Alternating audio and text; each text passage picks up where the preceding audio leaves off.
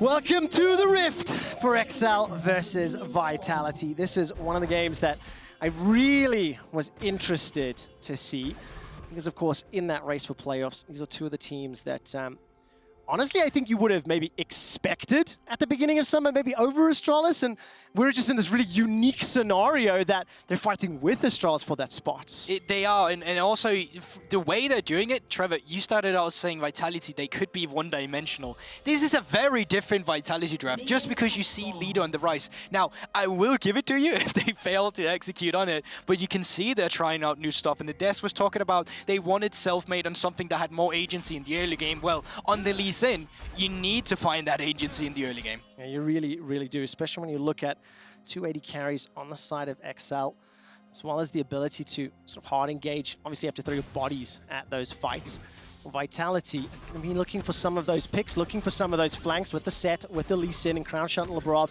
Step just out of the bush, so no shenanigans afoot just yet. Yeah, but I already like the realization of the lanes you see here from the side of Vitality. Ryze loses the matchup into Lucian in the early game. He's going to be pushed in. The same goes for Kryze on the Jace, arranged into melee on this agenda. So therefore you're seeing self-made pathing down towards the bot side of the map because there's essentially nothing he can do up towards this one. And then the counterpart of that is obviously Makoon doing the exact opposite. He has the pressure towards the top side, so they're moving up there. So we won't see any of these early skirmishes, at least from the junglers, to clash out. Okay, and of course, bottom lanes both going to be very happy to jump into your faces. So now Selfmade will start to back away, clear out a couple of chickens. Is the possibility to jump onto Nukeduck level 2? He's got that flash available to him if he needs it, not going to.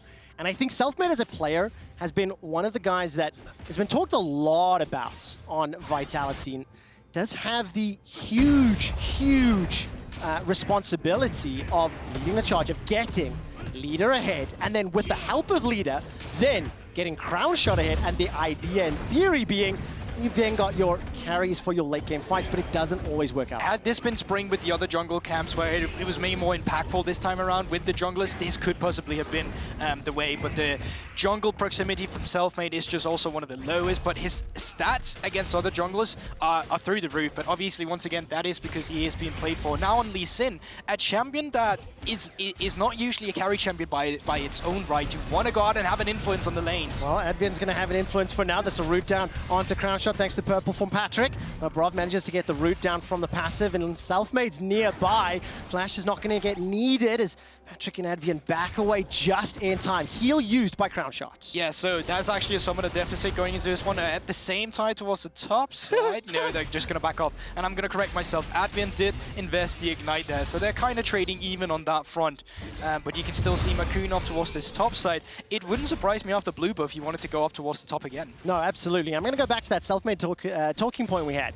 On the Lee Sin out of the jungle, definitely an enabler, definitely somebody you want to see. No, every time we go Selfmade, there's a fight in the bottom lane. That's a knock-up onto Labrov once again, another root. Red Gun stepping forward from Patrick, 150 HP down to 100. The flamethrow's going to do a lot. Shield comes up in just a moment. Flash for Flash, not enough for Labrov. Teleport now, he's going to be replied. It's Leader making his way to the bottom lane. Shigenda as well, double TP. Selfmade's here as well. All 5 members of Vitality join the fray. Advian's able to fly to safety, and it's Leader that gets first blood. That is first blood, but how much else is there losing on the rest of the map? Because that is a wave pushed in by Nuke down now. That is a Jace as well by Kryze, who's going to be pushing in a wave. So you can see the level deficits already. Nuke, Kryze, level 5. Leaders again, the level 4. So that was the cost from that first blood. I mean, it really is. And gold difference not significant just yet. But of course, with Leader picking up the kill, that very quick lock-in, this is how the fight started. I can't believe so many members joined the fight. No, it's actually crazy how much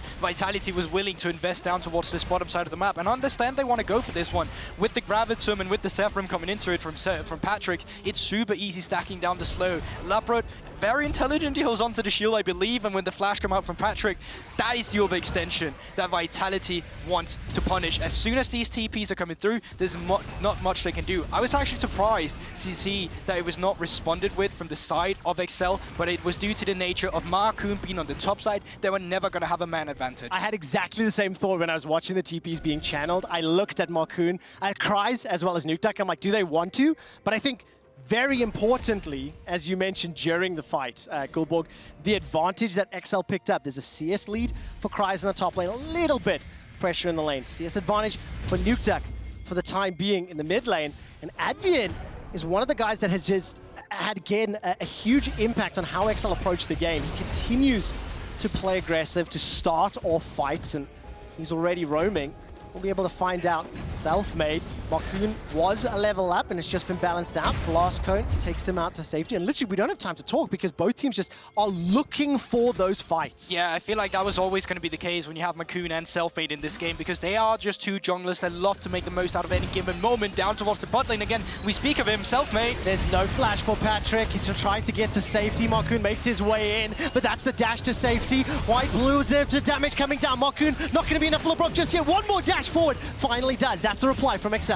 And there are the two junglers once again, the one to shadow, the one to go for the engagement. Marcoon making the best of that moment. Drake is up now and available if they want to go for it on the top side instead. It's not stopping Trevor. It's not at all. That's flash for flash. Blast Cone manages to get Kryze to safety and the round warp will be sidestepped out of. Lina will lose that one for now. A little bit of damage coming out of Nukeduck as he pushes yet another wave forward. And that is, again, just a testament of how this game is playing out. Kryze was able to get some pressure, he moved into the river, and Leader was able to respond first. Yeah, you're completely right about that one. And having an early game now with Leader 1 kill ahead, where he's not actually having a mistake yet, it's actually not something we've seen fairly often. We've had our criticism, and it's going to continue because another fight is about to start. It really is. This time round, the teleport is coming out. Nukeduck's going to dash forward, use the culling to take out a Leader. Cast a curse indeed. XL have got their second of the game, and doesn't look like they're done yet. Start to push forward.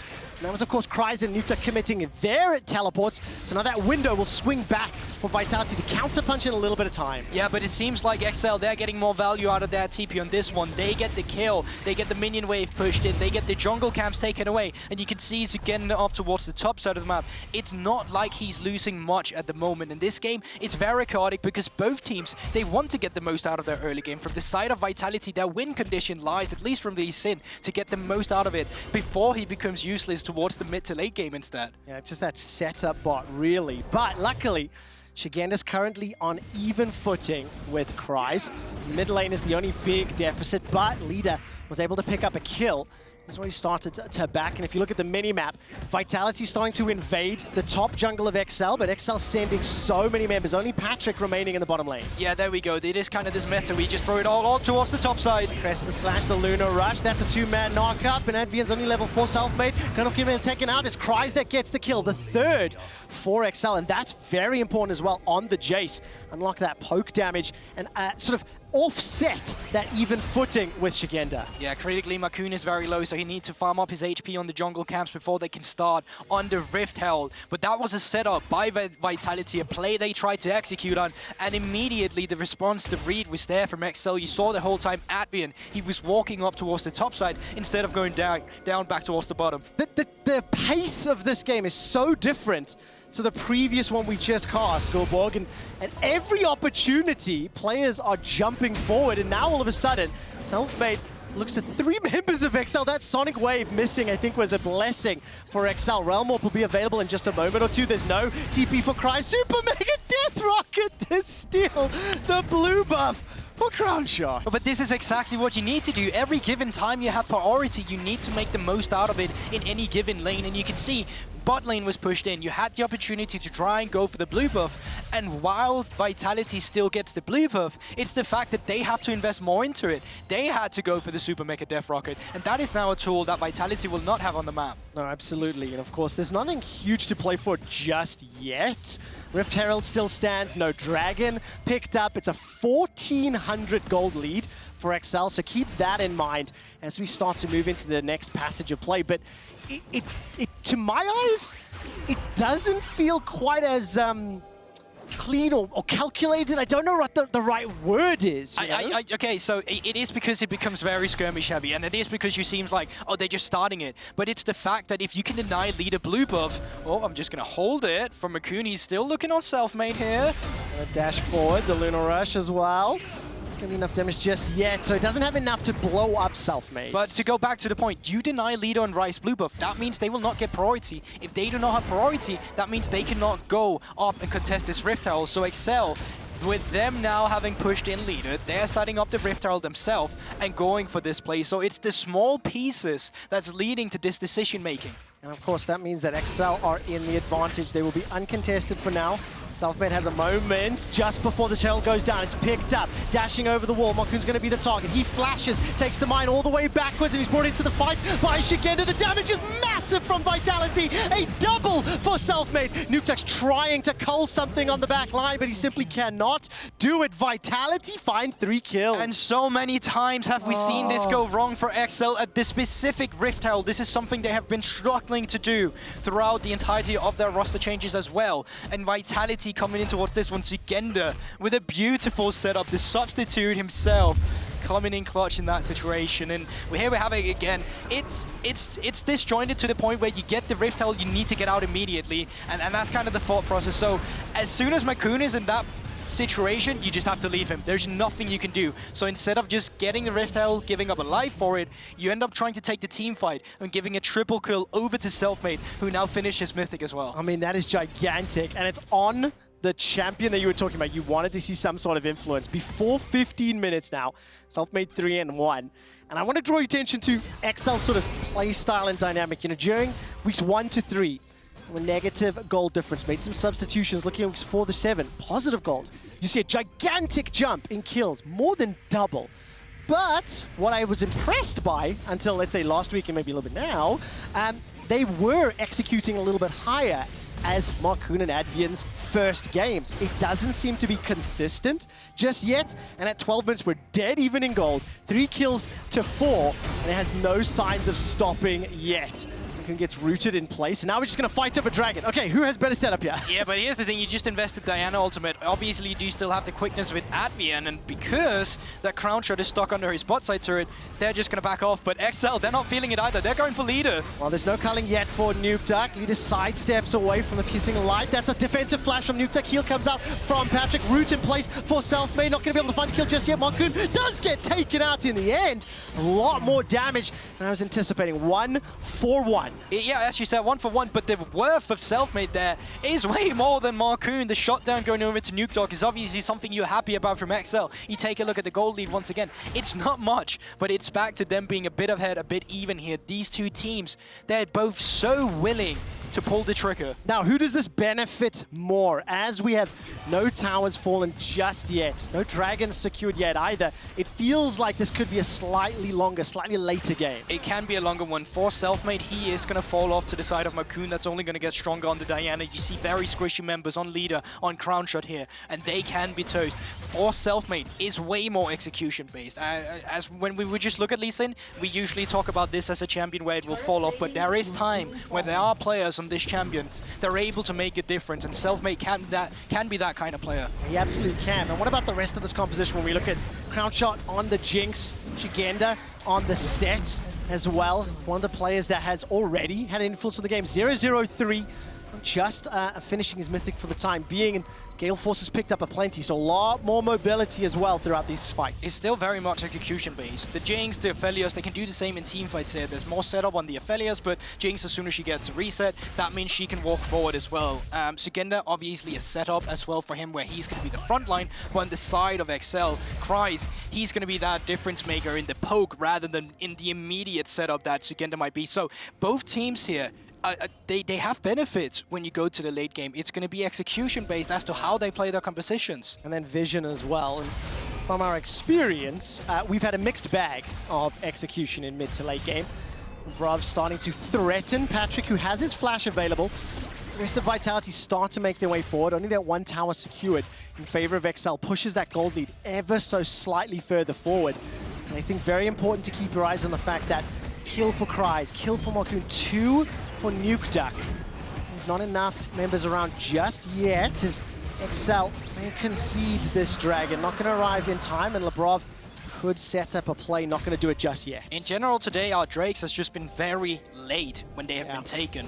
And this is going to give us a very late soul win condition as well, which is just going to stall out the games a bit longer. Selfmade looking for Markoon. Oh, Markoon not going to be able to get over the wall, throws down the ultimate though. Nukeduck in a very safe position. Manages to get the first kill here onto Selfmade. The culling will be able to do a lot of damage, cancelled early. Shigenda's got the showstopper available. What target does he want to use? 2 members of Vitality backing away. Crown Shot joins joins in. 3 versus 5. The Moonlight Vigil comes out, and not enough damage yet. Vitality lose 2. Yeah, but they seem so careful there, XL as well. Usually we talk about them being oversellers. They go too much far forward. This time around, Makoon tried to hectech Rocket Belt over a wall. That now it works, and they still get the re-engage now. They're not done just yet. That was a Gale Force away from Crown Shot. He had Flash and Heal. The Vitality giving up 2 kills in the jungle. Initially, I held my breath for Markoon, but there was enough members nearby. Remember, they looked like XL maybe wanted to challenge the Dragon, but they arrived a little late, and obviously it was taken already. Yeah, that's the thing. This is just Vitality trying to look for a setup. There's a ward down to Markoon. They know he's there, so they're going for the play, but it's just a bit overconfident. The TP from Sugenda is more of a response TP rather than a setup TP going into this one, and the flash away is just brilliant there. I mean, that to me is kind of like those typical Vitality plays. They play on the edge of safety, maybe sensibility sometimes. And Vitality's play style is that of see hero, kill hero, go forward and look for kills over and over. It most certainly is, but we can't keep this up all the time. We need to open up the map a bit more now. And with the second Rift Herald inbound, that has gained a lot more value ever since we got the outer turret buffs where they give more gold in the tier 2. But this is also the kryptonite of XL, remember that. It is indeed, and I think as long as XL have the vision and they play maybe with a little bit of that tempered aggression that we saw in the bottom lane, I have a little bit more faith in decision-making from XL on relatively even footing going into the mid-late game stages. I think throughout the course of summer, they've been one of the more competitive teams, one of the more difficult teams for everyone else to beat. And when we look at sort of their gold graphs, when we look at the game lengths, when we look at the top of the table teams, they really have to work hard to take down XL. For the time being, XL have got a gold lead, and Nukeduck will be the next target. Ardent Blaze won't find anybody, but XL kind of have a feeling they just haven't got it confirmed. Okay, there we go. Now they know. Realm Warp comes through, and they go for the engage. They do indeed. Realm Warp will get everybody out from Vitality.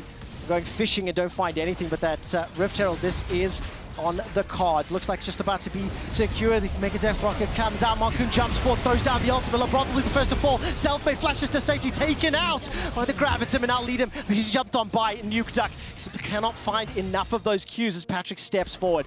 They get the Herald, they get 2 kills, and XL are in absolute control. I'm so curious as to why Vitality stepped up onto that one, because they already had their Realm Warp up. They didn't have the man advantage either. The Cruncher was in the mid lane. He was clearing out the wave, while Patrick, he was already there, ready for the play. And as we take a look onto the replay again, yeah, there you can see it on the minimap. Patrick, not Patrick, but Cruncher rather, just clearing a wave, while Patrick is there once again with the Gravitum that is setting up the team composition. That is a pivotal comp, or gun rather, for Patrick to have with the team composition XL are drafted for themselves. I think Patrick has done very well with those Gravitum roots. You said it during draft, and I was like, yeah, for the ultimate, I absolutely see that. But what I really appreciate from Patrick is he's using it very well, not only during the lane phase, during the skirmishes. I think we're seeing that gun selection being very impressive the last few games.